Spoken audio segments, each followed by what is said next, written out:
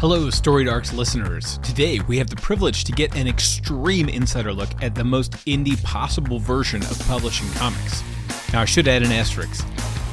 We're talking about the founder of a publication company for manga, which is Japanese comics. On this podcast, we normally cover American comics. And in my experience, there's not a lot of crossover between American comics and manga readers.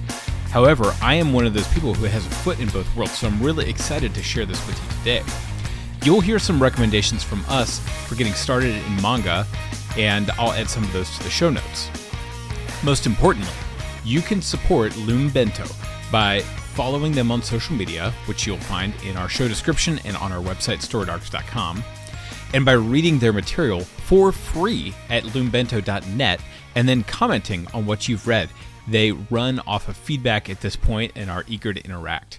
So, without any further ado, here is my interview with Javon Harris, the founder of LumeBento.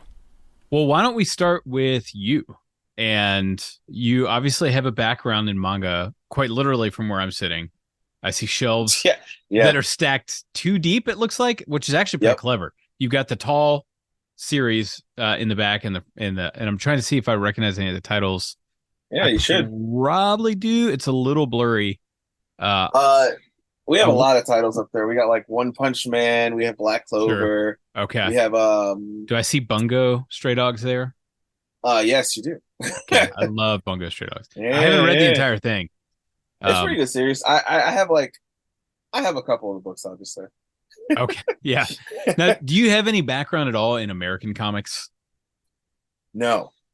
It's so funny to me. I'm like one of the few people seemingly in the world that has overlap between the two, where I've been an American comic reader for maybe 10 years. So not even that long, not even since I was a kid.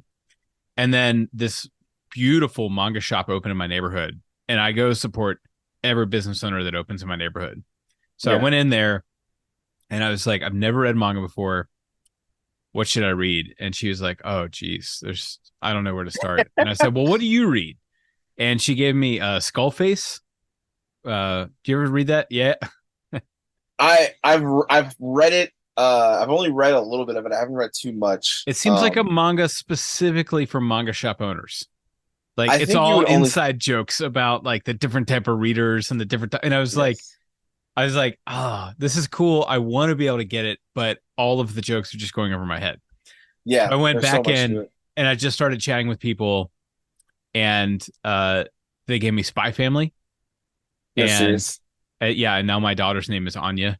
Especially with you, I was gonna say, especially with you having a kid, Spy Family is like perfect because it has like everything. It has like a romance. It has the family drama. It has the different dynamic between the brother and the dad. It's got good action too. I mean, like when the mom, when she takes off, like she's got grade A fighting skills. Yeah, and then you also get like sports manga. There's like a whole arc in there where they have to win a tennis tournament. That is actually one of my favorites because of like their backstory and just how good they're doing. It's so ridiculous.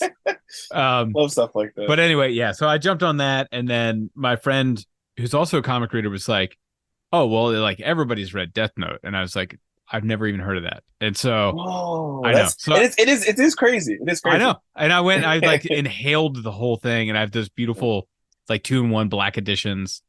And right now I'm reading Pluto because that anime drops in October on Netflix. Yeah. So anyway, I didn't know if you were a manga purist or which it sounds like you are. And now I'm reading Bakuman, which is like about the creation of manga, and I'm like, so that's a favorite. Dude, Bakuman's a fan favorite, and Bakuman came out when I was in high school, and that was in 2008. I was going to say, be careful. People can reverse engineer that. Bakuman came out when I was in high school, and I remember wanting to do this in elementary school, even like create like this manga business. And so that's like your life story, that book. Oh, 100%. And did you get a girl to agree to marry you if you became a successful manga artist? No, but I met my high school sweetheart in high school, and she loves that I love this. And she's just like, if you do this, like, go into it, do it, I support it. I'm like, cool, okay, I can dig with this. So it's similar, but not exact. So okay, it's pretty cool. No, that's very cool. Okay, so since high school, you've wanted to not just create manga, but you have opened your own publishing. Yes. Which is like next level commitment. It's hard enough to break through as a writer, as an artist. Now, I'm curious, when you decided to do that, I have so many questions. Yeah, anything you want to tell me about it. But in particular, I'm wondering, did you decide at some point, like, I'm going to either have to choose to be like the writer or the artist or the publisher? Can you wear all three hats at the same time?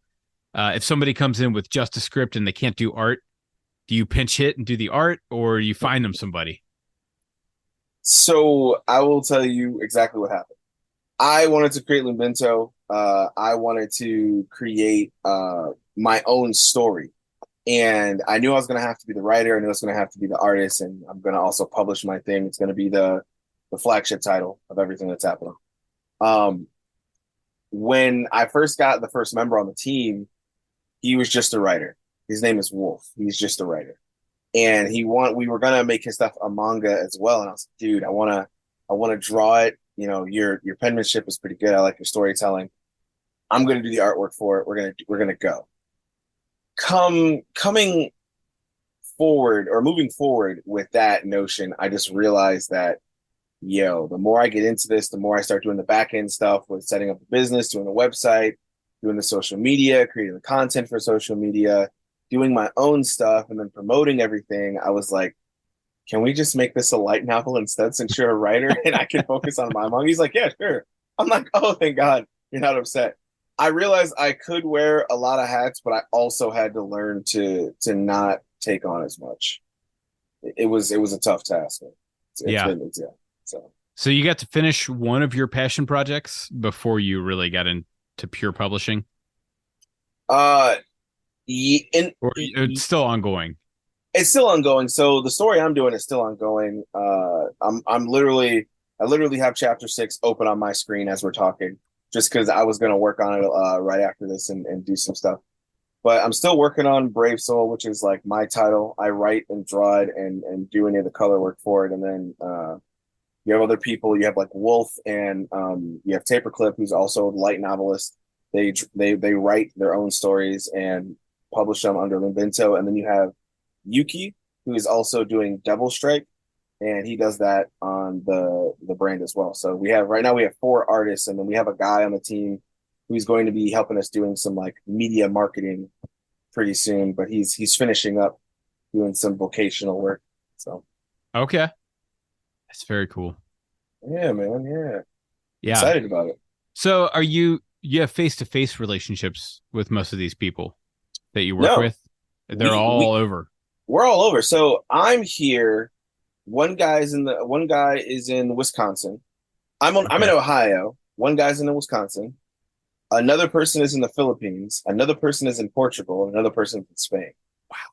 And we all work together seamlessly to push all our individual stories together. From the get-go, you get to say we're a global enterprise. Yeah. Oh, dude. From the get-go. And it's like it's crazy because we're still not expanding. We're still building the brand, and we're just focusing on branding right now, at least for the next year and a half. And we still have people asking us like, hey, like, how do we join? How do we do this? How do we submit? And it's like, dude, our submission's on our page. We have a clear, concise way we're going to submit. Right. Like, go through the submission process, and you'll probably hear from us. So yeah. So I'm curious how you select your artists, because as someone who can't draw at all, it always shocks me when anyone can. But I can just say from the Storied Arcs Instagram account, we get so many solicits from aspiring comic and manga artists who are like, do you need anything at all? And I'm like, we're a podcast, not a visual medium. I don't like to shoot them down.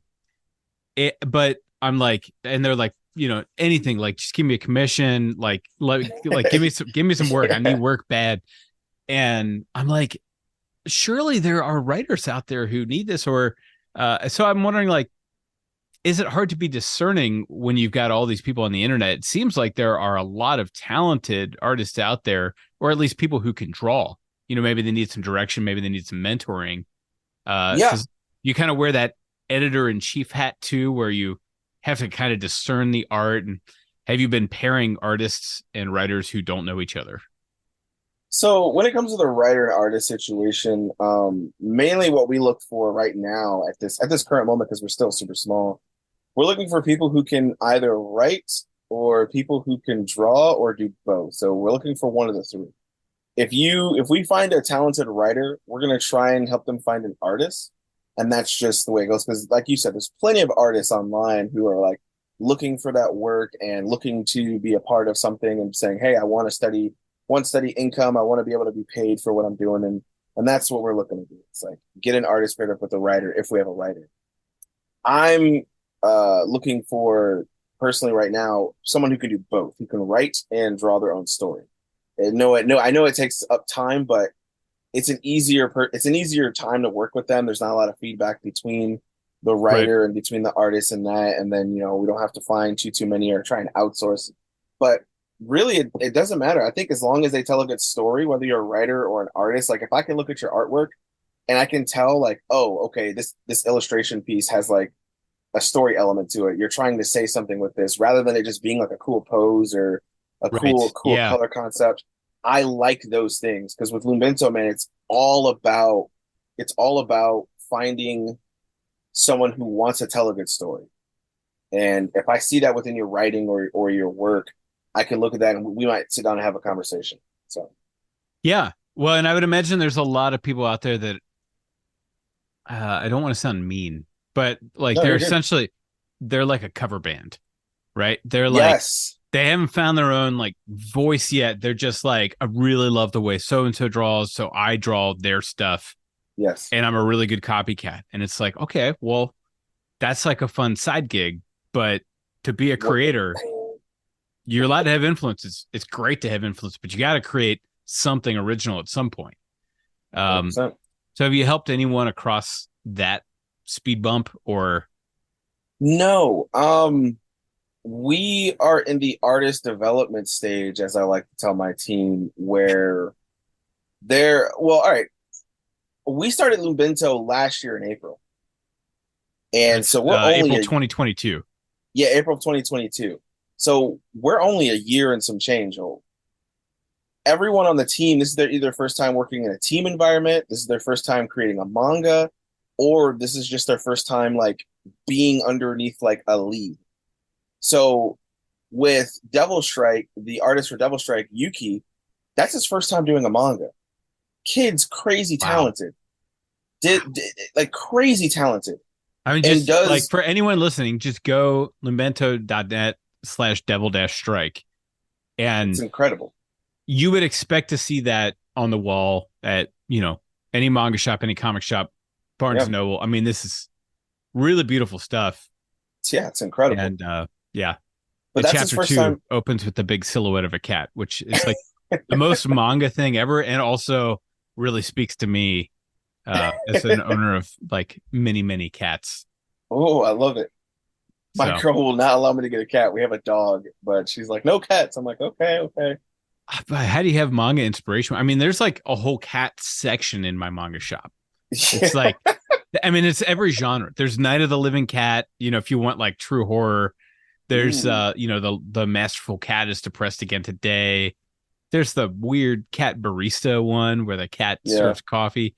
Like, did you see the cat gang one where there's like a gang of cats and they think they're people? Dude, it's so good. There's these cats that fight like they're gang members, but they're just cats. Like they have like these human personas, and it's awesome. Wait, I can't remember the name of it. Is it in Yankees?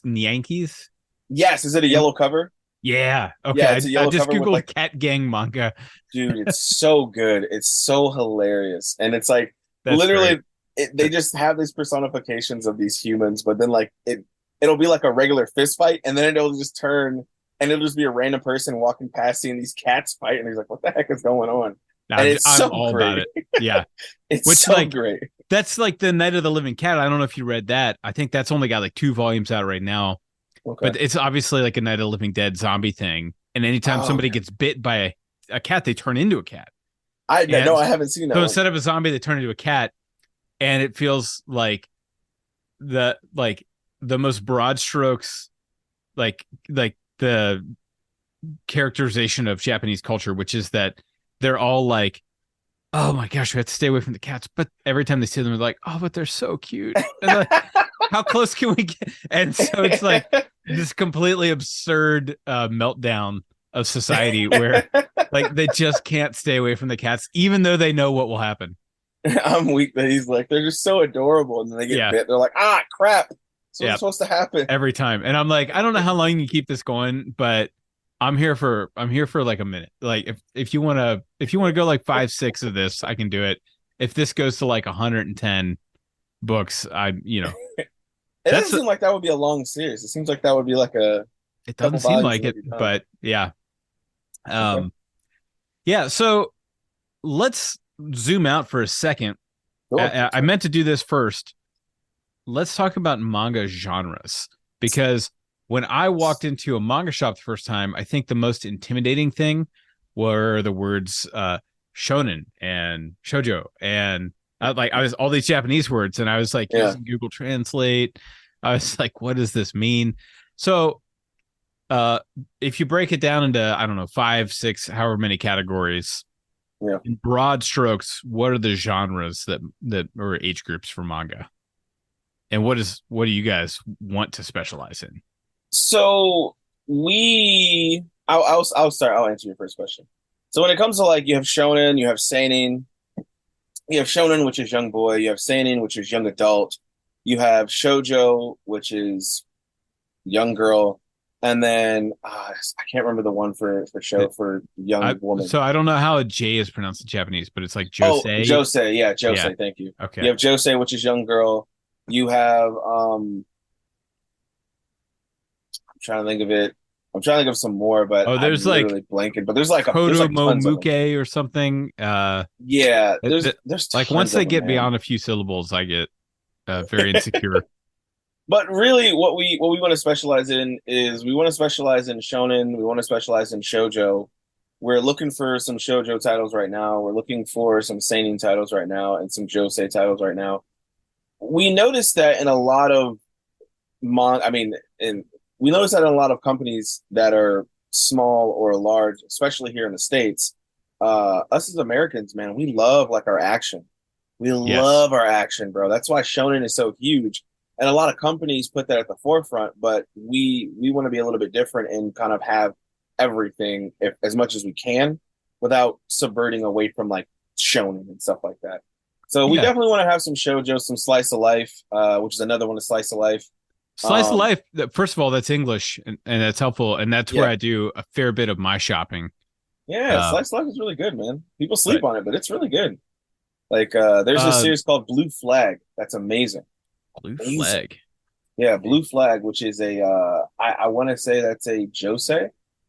Okay. But it's pretty good, but it's man. Kind of slice of life vibe. Oh man, the art. Yeah. The art's fantastic. Wow. The story writing though, like the crazy part is like, because you're a writer, the story writing in it is so good.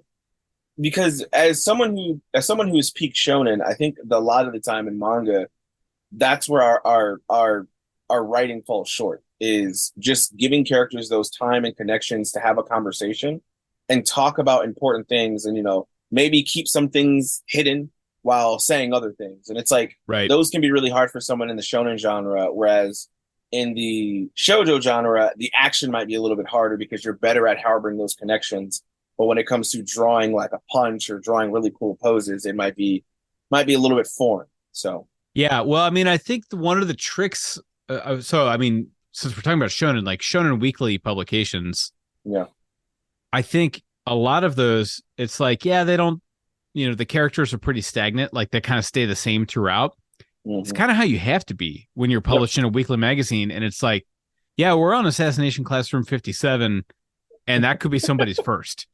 Like, so we got to treat it. We got to treat it like they don't know who this is, and they have to stay relatively the same throughout the series so they're recognizable.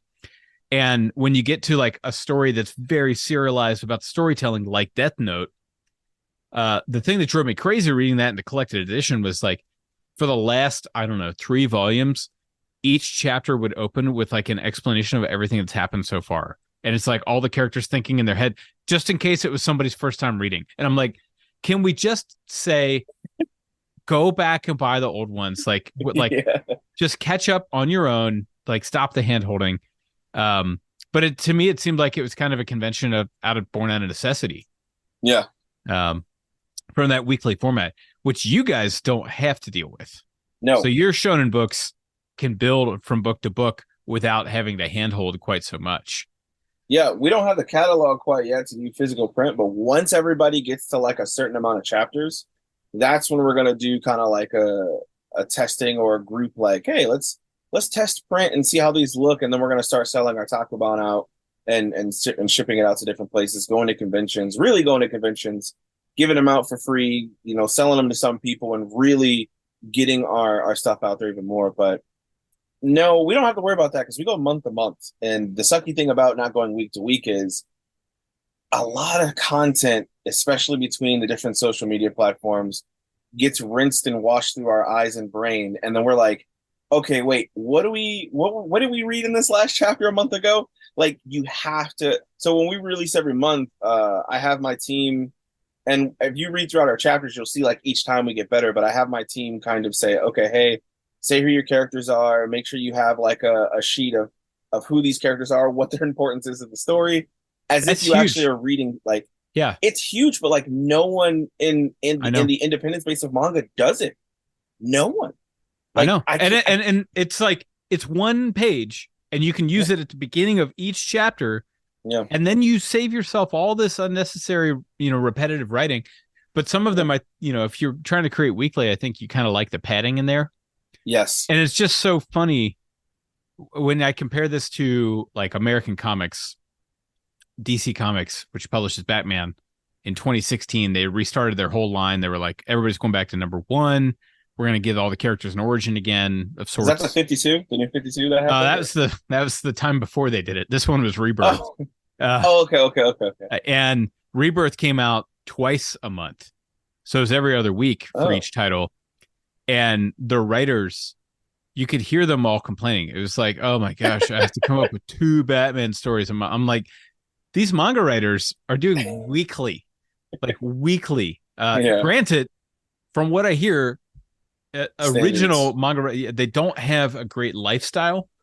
No, they do not. So how is that in an America running an organization that is international in terms of who you're working with? Are you trying to create a better work atmosphere than, because manga kind of has a bad rap in that way? Yeah. Like, it's a grueling thing. The artists don't get compensated super well.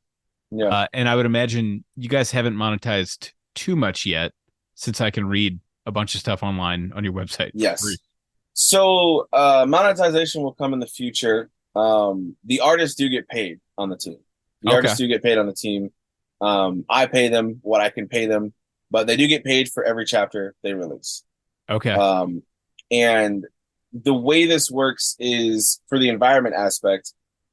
The reason why we do the month to month is because I already know weekly destroys the body. Like, just imagining as someone who sits down, because I work just like you. Besides having a kid, I do have a significant other. We have a dog.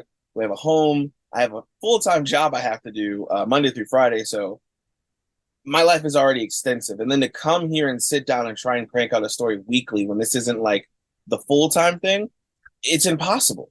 Like, I could probably do it, but I would end up literally becoming sick, missing days on work, maybe lose eyesight, maybe hair fall. Like, it just different things can happen. And what I'm doing to facilitate that is, first off, we're going to release on a monthly schedule. And we're going to make sure that I keep up with my guys and say, hey, where we at? Like, we have Wednesdays where we kind of work together, or we say, hey, what's going on? I check in with everybody. And then on top of that, I kind of have a relaxed environment to where, hey, this is the date I want you to hit around. I want you to hit around, and we're going to release around this date. So let's say my day is I'm supposed to release on the 1st. From the 25th of last month to the 6th of the following month, you just got to release within that time frame. But if you hit this date, it'll be perfect with everything else. If not, it's fine. Just release within that time frame. And for the most part, that's worked. Like we've had no problems with that. Everyone's released on time.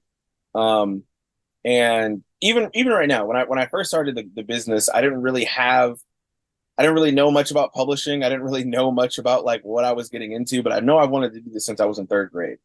And I really wanted to learn how to facilitate like having this happen, but I just knew I didn't want to do weekly because I was like, that would destroy my guys. So yeah. Yeah. No, I think that's a great call. And like you're saying, if you build up the catalog enough on the front end, yeah, you can then, when you start publishing in print, so your goal would be to put together like the LumeBento like magazine monthly with everything rather than single paperbacks for each story or both. Yeah, so we would kind of like $50 Berserk hardbacks. So we would do something like this, like straight up what you see here, which is like I'm holding a Dragon Ball Z manga in my hand. But we would do something like that, and then I also want to do the magazine as well. And I want to start the magazine so that way we can kind of get fresh readers. So when we get like enough story and we're able to print our individual books, then we'll also do like a test print of like a magazine where it's like, hey, if it's your first time ever reading us, you can buy our magazine, which you can catch back up. And you can go month by month to read blank and blank story in this issue and then just go from there. Yeah. The magazine was such a mind-blowing concept to me, again, as an American comic reader, because, like single issues of comics now are like $5 a pop. Yeah. And you don't really get a preview of them. That's your preview. It's like $5 per story you want to. And it's like, man, if I could pay $20 and get every single issue that Marvel did this week, I'd do that in a heartbeat. Just to like, let me see all the characters, let me see who I like. And I think what really hooks the manga fans that I know had like mail order subscriptions to, Shonen Jump. And they were like, yeah, I would read the stories that I bought it for, but then, I spent my allowance on it and there wasn't anything else coming in the mail. And these were like 90s kids. Like, early, there wasn't a bunch of stuff to do online. Like we had the internet, but it was pretty boring. So like, you got this big magazine here full of stories. Like you just kind of keep flipping through it. Yeah. And I was like, man, I'm like, if someone had given me one of those, I absolutely would have been hooked at that age. Didn't even know it existed. No, and to talk on that, like I've since I've been in this business, I felt that it was wrong for me not to know like American comics. So I've gone back and started like educating myself because I really want to know who the players are, who the heavy hitters were at the time. I know comics is like in a weird space right now for a lot of people, but like I really wanted to know like why was Jack Kirby so important? Who was Steve Ditko? Like who were these people? Like yeah. And I didn't know anything, and I've learned pieces. And I have a good friend of mine named Toonsy who's on Instagram. He's a really cool guy. He's really into comics, and he really has been teaching me like, hey, check out this guy, check out this person. Hey, this person. Hey, did you know that some things influenced Japanese authors from America? Did you know that some Japanese things influenced American people? And I was like, oh, yeah. These are things that like you don't fully think about, but like like when you start looking at the material and reading, like, oh, hey, the person who created Dragon Ball Z was a big Terminator fan or was a big whatever fan because of these things. Like this is crazy. So, yeah, that's very cool. That's the kind of stuff that I love, and I also love. I love when things break expected genres.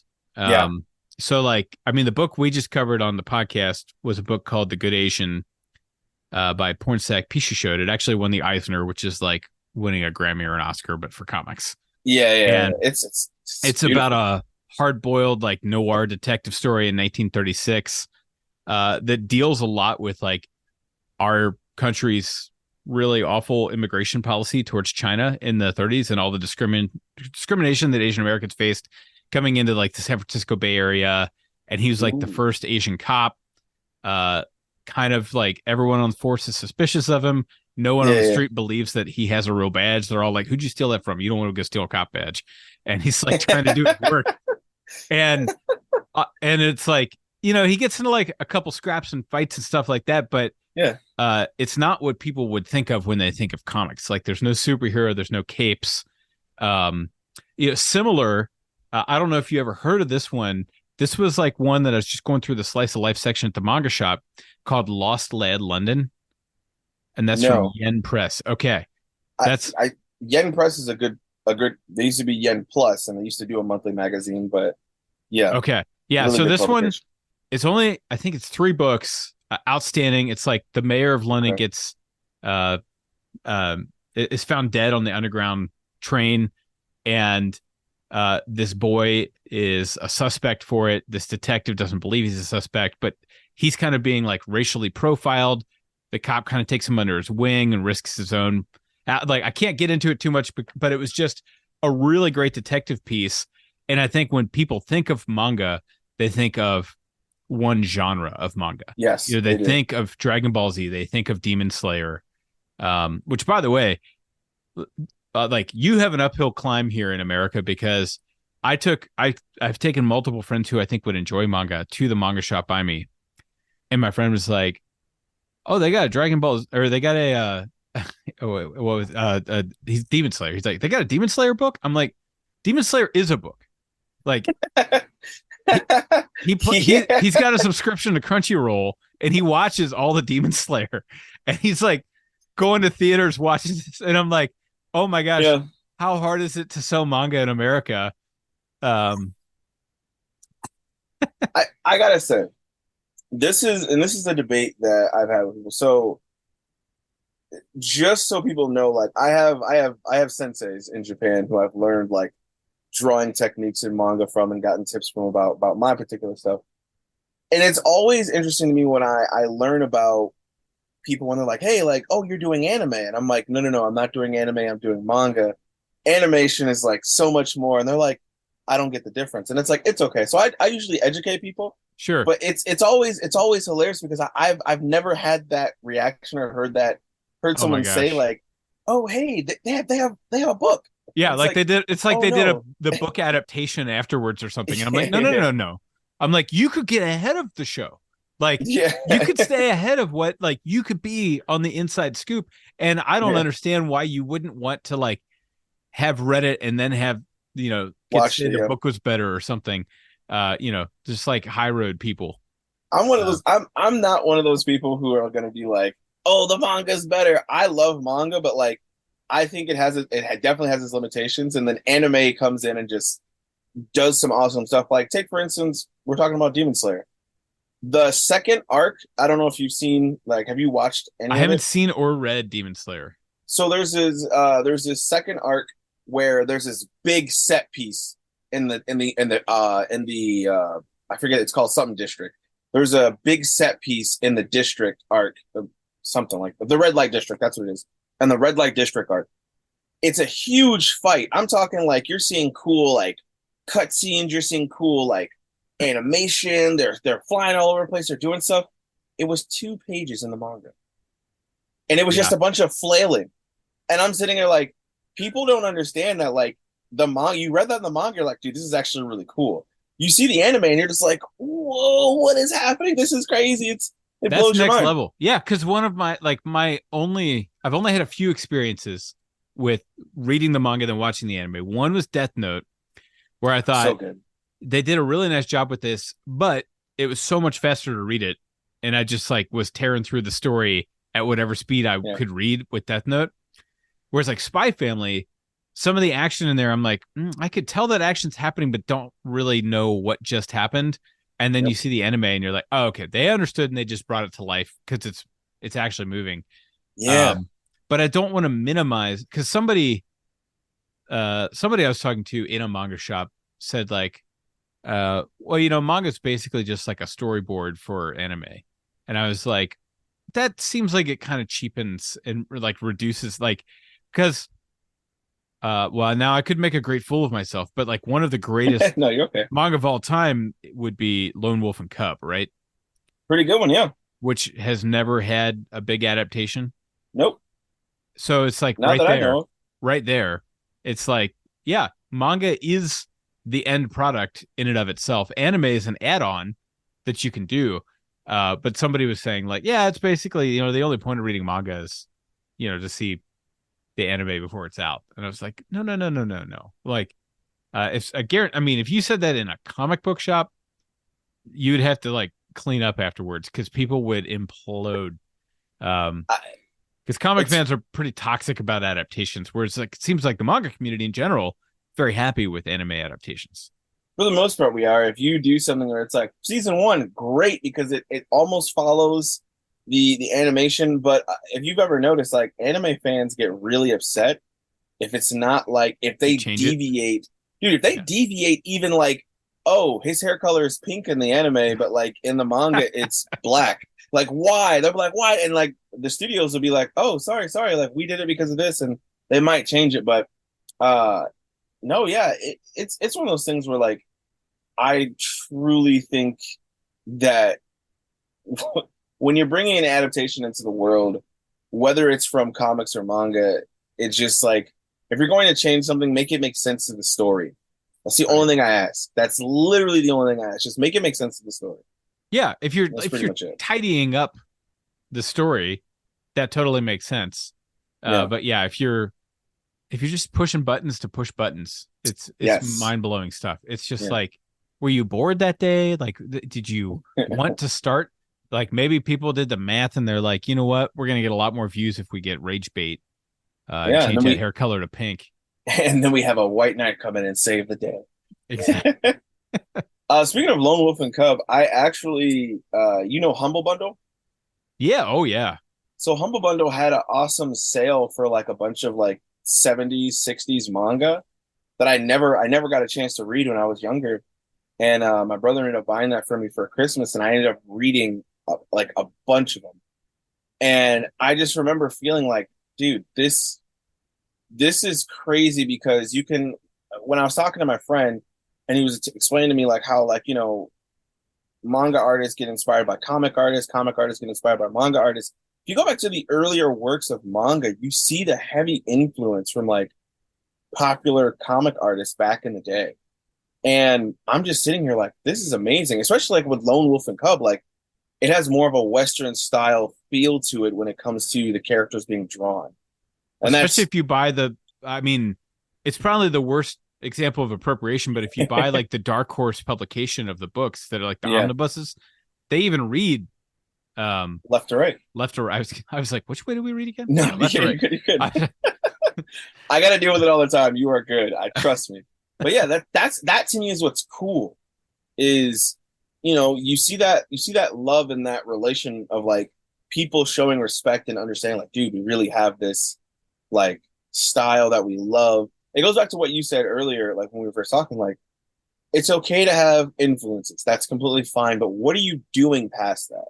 Yeah. Like, are you just becoming this illustrator who's going to come to you and say, hey, look what I can do. Hire me. And it's like, you feel like you have no love in what you do and you're only here for monetary value. And I don't want to hire that. I'm sorry. I would much rather hire someone who's in love with the actual process of just creating what they want to create. And then we can go from there. Yeah. And that seems like the fans, the audience can tell the difference too, right? Oh yeah. Easily. I mean, you can tell when somebody's heart and soul is on the page, and you can tell when a writer is maybe a little burnt out, a little stretched too thin, or a little like did this as a favor for like, it is funny because, and I don't know if manga artists do this, but comic artists a lot of times will sell off their original pages because they're like, otherwise they would just have a basement full of them. Yeah. And that's pretty crazy. I got this one. I buy them at shows and stuff. I just referenced this in another one. So I thought this was a cool looking page from a book that I didn't read. And it's so cool. I was like, very cool poses and everything.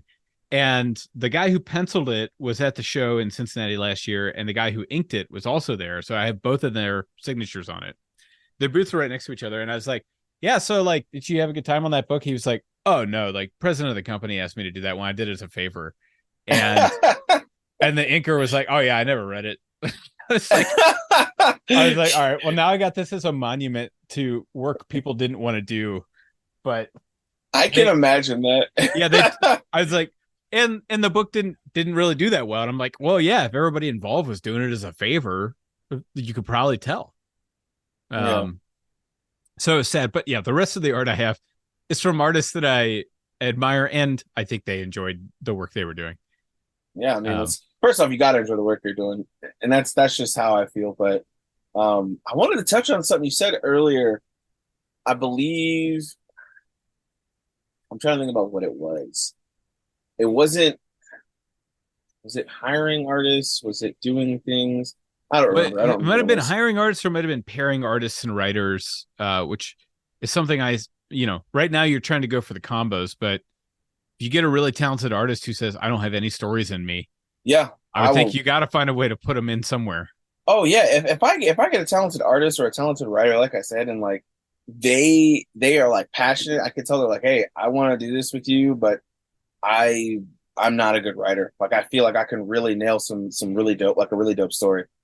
I feel like I can find a good writer to be like, hey, here's this thing. I mean, I talk to a lot of people and I'm always reaching out and I'm always trying to do stuff like that. So I come across people all the time. That's what I was going to talk about. But I come across people all the time who literally want to be like, hey, I want to do this thing.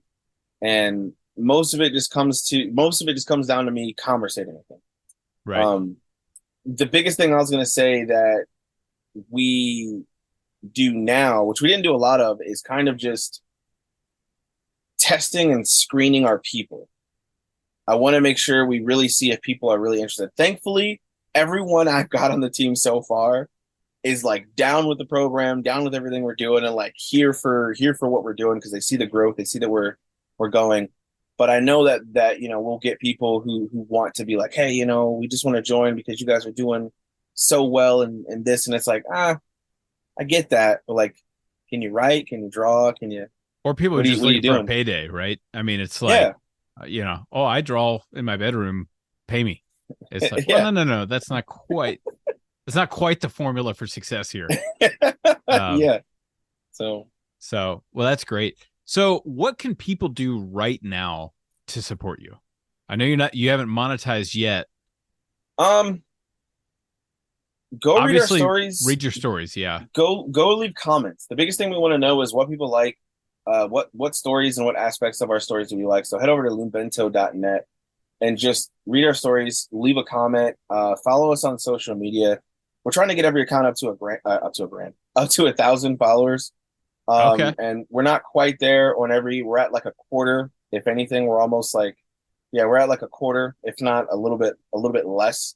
And we're working really hard to get all of our LumeBento accounts over on Twitter/X and Instagram. Don't get me started on that. I'm like, like we're getting good traction as a podcast, and the whole platform melts down around us.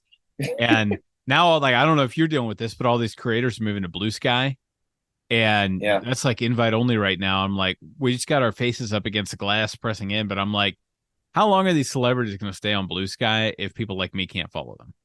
Exactly. So because you want to see what they're up to, you want to comment and share and talk. I know. So now, and like we just reverted to using Facebook. So like we're still use Twitter, but we're using Instagram, Facebook, Threads. When I remember, Threads is something we're on too, and I'm like, oh, I have to check and see if maybe I'll make a post, and I make a post, and I'm like, cool. Why does this not feel as fulfilling as posting anywhere else? Because Threads is so new. But yeah, Blue Sky is definitely Blue Sky. I'm like that guy who's like, let me in. I know I'm on the wait list, and like I haven't even gotten the email to confirm that I'm on the wait list. Like that's how bad it is. Oh, wow. They're like, they're so backlogged. So anyway, but we can follow you guys on Facebook, Twitter, Instagram. I'm calling it Twitter. You can still go to twitter.com/LumeBento, which is LumeBento. And that's nice. You got that. You don't have any dashes or anything in it. Nope. We own that. We own that. Oh, and I do want to say, people will say LumeBento. It is LumeBento, like illumination, and then bento box. It is a LumeBento. Okay, so I read it as LumeBento, but the way you say it, you speak quickly. It sounds like almost just one word, and it flowed really nice. So I was just trying to follow. I'm like LumeBento. Yeah, it's just LumeBento. It's just one word. You can pronounce it how you want to pronounce it as long as the phonics are there. That's how I always tell people. Okay. So yeah. I'm not mad about that. Yeah, as long as you're talking about it, really.